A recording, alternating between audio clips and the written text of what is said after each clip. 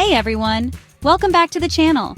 If you're new here, we are Business and Wealth Insights, and we're all about personal finance, investing, and building wealth. If you're looking to take control of your financial future, you're in the right place.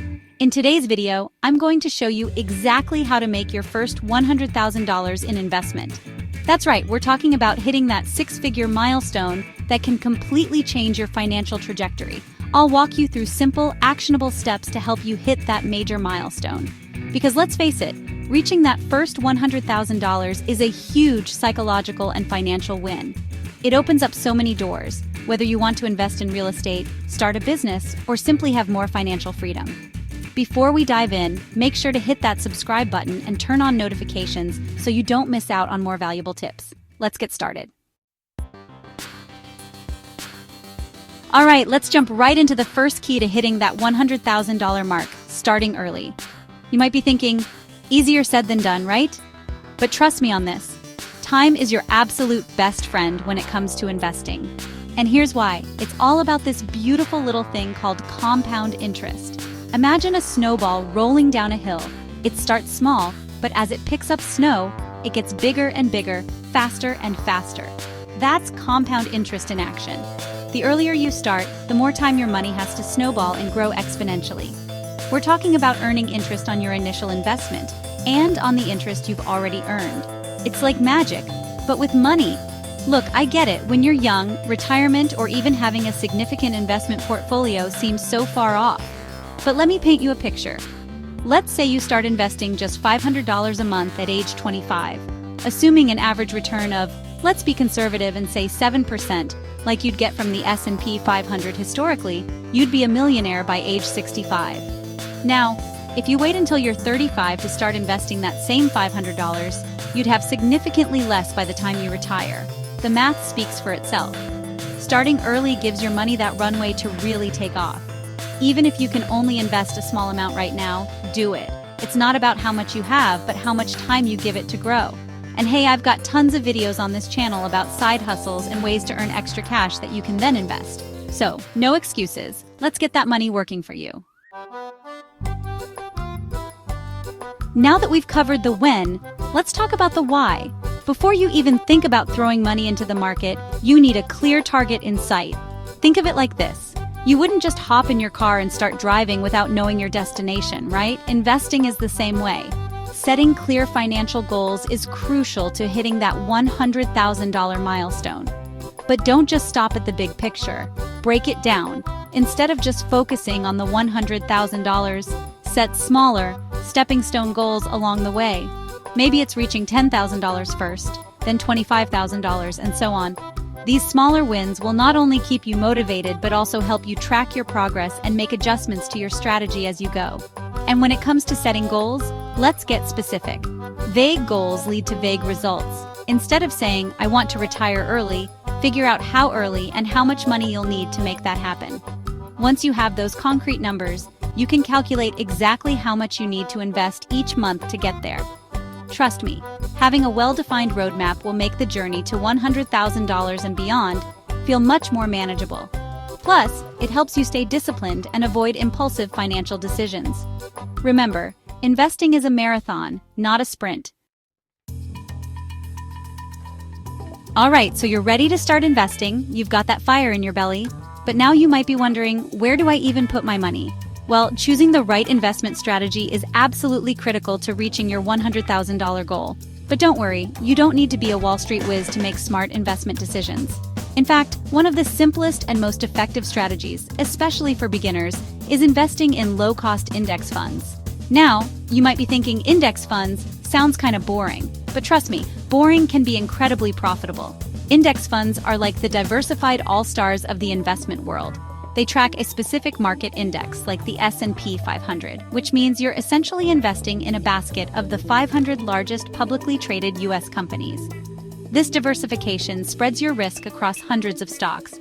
So even if a few companies aren't performing well, your overall portfolio is more likely to remain stable. Plus, index funds typically have super low fees compared to actively managed funds. And lower fees mean more money in your pocket, which is always a good thing. Historically, the S&P 500 has returned an average of around 7 to 10% per year over the long term. Now, past performance isn't a guarantee of future returns, but it does give you a good idea of the potential growth you can expect. So, if you're looking for a solid, low-maintenance investment strategy, index funds are definitely worth considering. Chapter 4. Consistency is key. You know how the saying goes, slow and steady wins the race? Well, that rings especially true in the world of investing. One of the biggest mistakes I see people make is trying to time the market. They're waiting for the perfect moment to buy low and sell high. But guess what? Even the pros can't predict the market with 100% accuracy. Instead of trying to be a market timer, focus on being a consistent contributor. Investing consistently, even with small amounts, is far more effective in the long run. Remember that snowball effect we talked about earlier? Well, consistent contributions are what keep that snowball rolling and growing. And here's a powerful strategy to help you stay consistent: dollar cost averaging, or DCA. With DCA, you invest a fixed amount of money at regular intervals, regardless of market fluctuations. So when prices are down, you're buying more shares. And when prices are up, you're buying fewer shares. This strategy not only takes the emotion out of investing, but also helps you average out your purchase price over time, potentially reducing your risk. Think of it like this. Would you rather try to time the stock market perfectly, or would you rather invest a set amount every month, no matter what the market's doing? The second option is less stressful, and in many cases, more profitable over time. So ditch the get-rich-quick schemes and embrace the power of consistency. Chapter 5. The Magic of Reinvesting. All right, now we're getting to the fun part. Reinvesting your earnings. This, my friends, is where the real magic of compound interest comes into play. Reinvesting your earnings simply means taking any dividends, interest, or capital gains your investments generate and putting them right back into the market.